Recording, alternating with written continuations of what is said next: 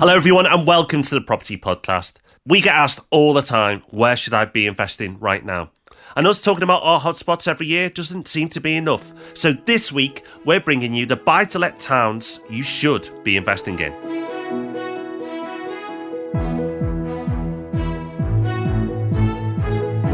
Yes, welcome to the Property Podcast, where every Thursday morning property investors come together to be informed and inspired.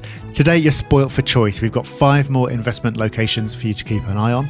And if you stick around to the end for Hub Extra, we've got a resource that's going to make you loads and loads of money. Virtually, at least. So Rob, our news story today comes from Estate Agent Today.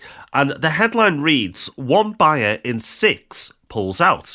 More fuel for reforming the buying process. What's it all about? Yes, this is yet another survey that shows how mad the process of transacting in property in the UK is, really. Well, Scotland slightly less so, but in England and Wales, definitely mad. So 1 in 6 people who had sold a property in the past said they'd had a buyer pull out on them before they eventually did manage to sell. And what's interesting is the reasons those buyers pulled out. 24% of the time is because the buyer couldn't raise the funds. 19% of the time they couldn't agree on the price, 16% they just chose to buy a different property in the end, 9% of the time it's because the buyer's own sale fell through, and 8% of the time it was because of a problem with the survey.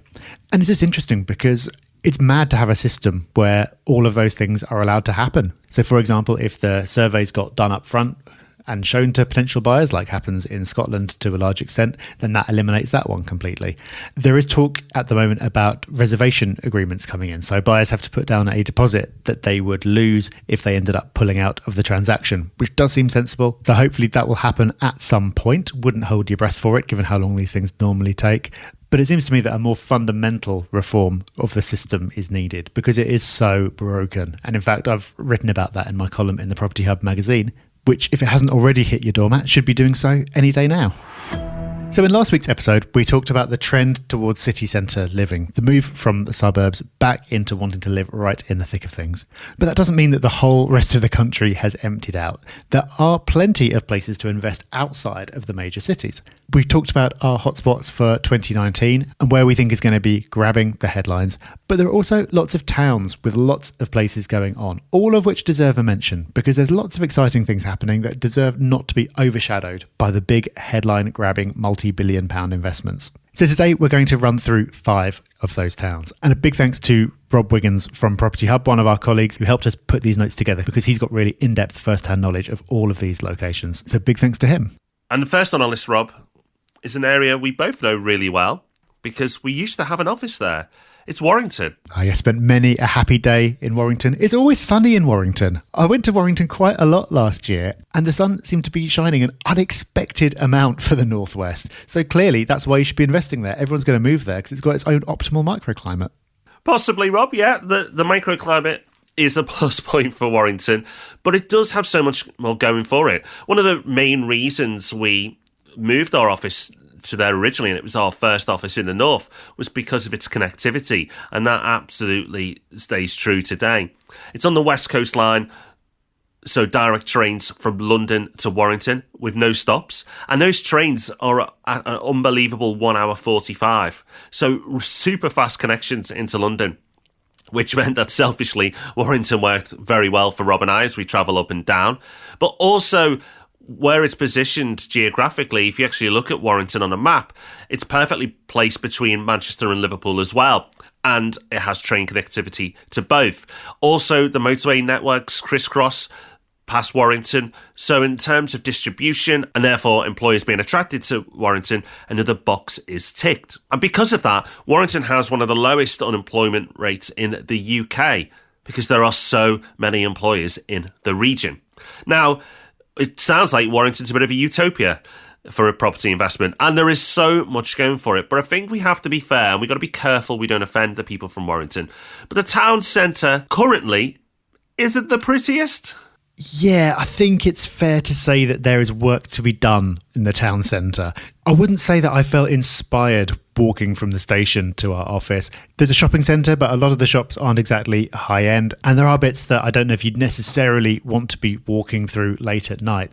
But obviously, that has to change. The city centre is what you see, but it's not representative of all these great things that are going on in the area. So the powers that be are well aware of this. And that's why there's a master plan for the city centre where millions of pounds are going to be poured in. It's very much needed, but Rob, I think it is going to make a big difference. A huge difference. It's going to transform the town centre. Warrington has big aspirations. They've got so much going for it already, as we've touched on. The town centre is really holding things back. Now, fortunately, the local authority in place right now in Warrington is really forward thinking, and I know they've got huge ambitious plans. The master plan demonstrates that, but that's just the beginning. Because of what we do, I've spoken to a lot of developers who are dealing with the local authority, and they are very ambitious in what they want to achieve there. They are looking to cities like Manchester and Liverpool and saying, we want to replicate that, not, be inspired by it, but they really want to develop buildings and architecture in the town centre that will rival those cities that it sits between. So it's more than just a commuter hotspot and an employment zone. It becomes a destination in its own right. And I think with what's already begun, and that's really important here, that a lot of this has already started, that Warrington will look a very different place in 5 to 10 years' time. And because of all those reasons, its current fundamentals and what's happening in the future, as a buy-to-let hotspot, Warrington is a great example of what you should be looking for when building out your portfolio. Now, another great example of that is Doncaster. And in Doncaster, they're doing something really interesting because most towns are suffering from the trend for people to do more and more of their shopping online. Retailers find it very hard to compete with the likes of Amazon. People tend not to go into town so much to do their shopping when they can just do it all from home or do it on their phone. But Doncaster's turning that into a strength. Because of its location, it's absolutely perfect as a place for distribution hubs. So all these big retailers base themselves there because it's really easy for them to ship to the rest of the UK. So Amazon have got, I think, 3 different facilities in Doncaster now. Asda, Lidl, B&Q, all have distribution hubs there. And that's just some of them. It's because of its situation in the middle of the country and how close it is to the motorway networks. It's also really connected by train to London and the rest of the north for commuters. But it's those road connections that are allowing it to really market itself as somewhere for businesses to go and run their logistics from. And I think it's really clever how they've spotted that trend and they've taken the intrinsic advantage of where they are and they've turned that into a real plus that's really driving a lot of growth in that town. And Eyeport is a great example of this, Rob. Eyeport is inland. It's not Doncaster, if you're feeling confused right now, is inland. It's an inland port. They've got a huge distribution centre here, 337 acres worth. Absolutely massive. So big, in fact, that it's got its own dedicated rail line for these huge centres. And the fact that this has got off the ground, because it's a huge infrastructure project, and is being expanded all the time, it's just a real indicator of the success story that is Doncaster. Its location, its proximity to other major towns and cities is fantastic for Doncaster. And again, a forward-thinking local authority is absolutely taking advantage of this. And what that has done for the rental demand there is huge. Property Hub Lets loves it when we get stock in Doncaster because some areas, you have to work a bit harder to get property let. Doncaster is one of those places that when we put an advert live, the phone goes mad because it's very popular with tenants. So it's definitely another town that you need to have on your radar. Moving back now across the country to the northwest again, the next town we want you to pay attention to and research a little further is Preston. Now, Preston snuck its way onto this list. It shouldn't really be here because it's actually not a town, it is a city. But most people don't think of it that way. Most people probably don't think about Preston all that much unless they live there, but maybe they should because there's a lot going on. The biggest of which is the Preston City Deal, which is going to see an enormous amount of money being spent on the area. We've talked before about how 10 million here or there sounds like a lot of money, but really doesn't go very far. The City Deal is a much bigger number. 430 million is being spent. And that is going to go a long way. In fact, they think it's going to add £1 billion to the local economy and it's going to create 20,000 new jobs in the private sector. So I won't rattle off all the things that are going on, but all the different investments that are happening because there are absolutely loads and we'd be here all day. Money going in isn't just enough. If you invested hundreds of millions in the absolute middle of nowhere, it wouldn't do you a lot of good. The reason it's going to have such an impact, it's going to create growth far in extent of the amount that's being invested, is again, Rob, because of the location and the transport links. Yeah, its location is really key for the success of Preston. It's pretty much halfway between London and Glasgow, and it's about 2 hours 15 to both. Really quick. You know, when you look at it where it is on a map, those train times are fantastic. It also sits next to the M6 and the M65, so getting you in and out of Preston in all directions.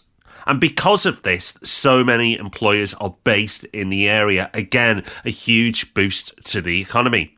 And there's absolutely a theme here running through. And it's not by chance, it's connectivity. Warrington, Doncaster, and now Preston are really well-connected towns. And it's so important for a successful economy that these towns are well connected, and that is really why they are on the list, and it's why so many employers are based there, and it's why the investment is going in. And next on our list absolutely continues this trend. The next place we've got is Wakefield. Now, Wakefield is one of the most accessible places in the UK. 3 of the country's main motorway networks meet just outside the city. So again, it's very well connected transport-wise. Direct trains into London, and it's less than 2 hours.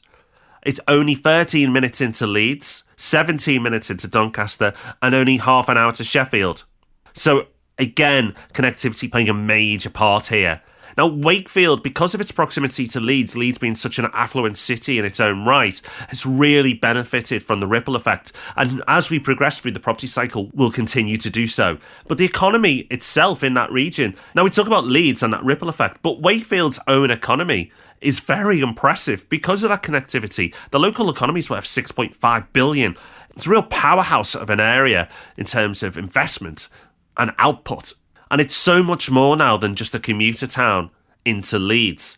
It's a destination in its own right. And yes, like Warrington, Wakefield probably doesn't have the reputation of being a glamorous destination, but it's perfectly fine. And with all the money that's going into Wakefield, plus its proximity to Leeds, and that connectivity we've talked about, Wakefield is an area that we are constantly looking to do deals in because we feel it ticks all the boxes. Okay, the final town on our list is Crewe. And Crewe is the logical conclusion of this theme that's been running through everywhere we've talked about, which is transport. There's a reason why the football team are known as the Railwaymen.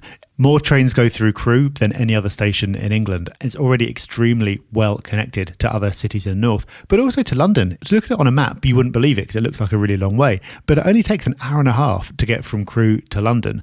I know people who commute from one side of London to the other and it takes them longer than that to get to work. It's really amazing, but not as amazing as what will happen when HS2 goes in, because there's going to be an HS2 station in Crewe. Once that happens, London is going to be within an hour by train. That's proper commuter territory. But you'll also have Birmingham, Manchester and Leeds all within an hour as well. So it's pretty amazing that you're going to have a town that's going to be in commutable distance for 4 of the biggest cities in the UK. It's really amazing. And because of this, so many employers are attracted to Crewe. Bentley Motors are the largest employer in Crewe with 4,000 employees. Now, there's been a lot of negative press and unfortunate news stories around car manufacturers in the UK, but not in Crewe. Bentley has created a long-term council-backed master plan for its headquarters that's going to see it expand its space by another 500,000 square feet. So, an incredible commitment to the area.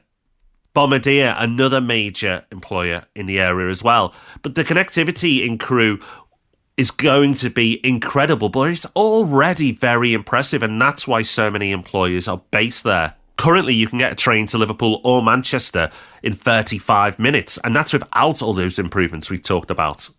And its proximity to the M6, again, just makes it an employment hotspot. And when you have an employment hotspot, you get a buy-to-let hotspot. So we picked out 5 key areas here, and you can use the exact same technique that we've done to help you identify other areas, because we've picked out 5 that you just absolutely need to know about. But there are others in the UK. And that's what's important to note, is that, yes, we're big fans of cities, and yes, you should absolutely consider investing in cities, but there are lots of exciting things happening outside of cities as well. And if you plan on building out a property portfolio and you want to invest in the best areas, then having a mix of these towns and the city centre locations is probably going to be a good thing to do. So let us know in the Property Hub forum or on the socials at Property Hub UK on Twitter, Instagram, Facebook and all the other exciting places you find us, where your favourite buy-to-let hotspots are. And also let us know what you think of the areas we've covered. Are you big fans as well? Are you a bit disappointed that the cat's out the bag and we've told everyone? Or are you still sceptical? Leave a comment, because it'd be great to get your thoughts. So it's that time of the week where we like to pick out a review or a comment we've been left that highlights that people are just taking action with the information that we provide. And this week it's a 5-star iTunes review from El Hafim, and we are very grateful. It reads, I've been catching up the podcasts non-stop. They are so entertaining and informative, I can listen to the Robs all day. The content is so well presented and follows a simple logic that makes it easy to understand. It has given me the confidence and the motivation to take action. I'm currently on my second property investment. It's amazing to think what two guys can achieve with a pair of microphones. Thank you, Rob and Rob. Keep up the awesome work. Well, keep up the awesome action. It's brilliant. Well done. It's the doing that counts. The information is out there. We'll give it all for free, but it's down to you to make it happen. So well done to all those people who are making progress, taking action, and making things better for themselves. Well, we've had a packed show today, but there's still just about time for Hub Extra, where we give you that little bit more. And we back it all up with a Hub Extra email, which will hit your inbox on a Friday morning if you're a Property Hub member. This week, we've got something unusual for you. We've got a game, an online game, and this is called Build Your Stacks. You'll find the link in the show notes, and we'll link to it in the Hub Extra email as well. And I'd describe this as Monopoly for investments, I suppose. So Monopoly is all about houses. This game is all about building up the biggest pile of wealth you can by investing in different asset classes over time. If that doesn't sound particularly thrilling, then you might be surprised. It is pretty addictive. And the clever thing about it is that all the different events that happen throughout the game, it's all based on real data from a different time period that's been randomly selected, but you don't find out what period of time it is until you get to the end of the game. So it's a really good way of illustrating the different things that happen over time and the booms and the crashes and the different events that you need to be prepared for. Yes, this is a great game. Rob made the mistake of telling me during a recording of one of our previous podcasts about this game. And I opened it up in the background, made a couple of investments, and then obviously got distracted by the process of recording a podcast. Now, I didn't realise that there wasn't a pause feature, and I came back to the game and it had ended. But my wealth had increased significantly. And I think this is one of the key lessons you can take away from this, is how interest compounding over time makes a huge difference to your wealth. It may feel slow in the moment, but if you keep putting money in to even just a basic investment and leave it and just let that build up, how your wealth can increase significantly. I'm pleased to say I did go back in later and play it properly, and it's a great game. It really gets you thinking and reinforces some key lessons that you all probably know, but we just forget to execute on a day-by-day basis. So go check it out. It's great fun. You can finish a game in 10 minutes. It's not going to eat up your day, but it will get you thinking. So you can go off and have a play of that, but don't get too addicted. Make sure you come back in time for next week's podcast, because it's going to be a good one. And of course, there's Ask Rob and Rob on Tuesday as well. And if you've got any ideas for what you'd like us to cover in the future, then please let us know. We're on Facebook, Twitter and Instagram at Property Hub UK. That's us done for today though, so we'll see you very soon. Bye-bye. Bye-bye.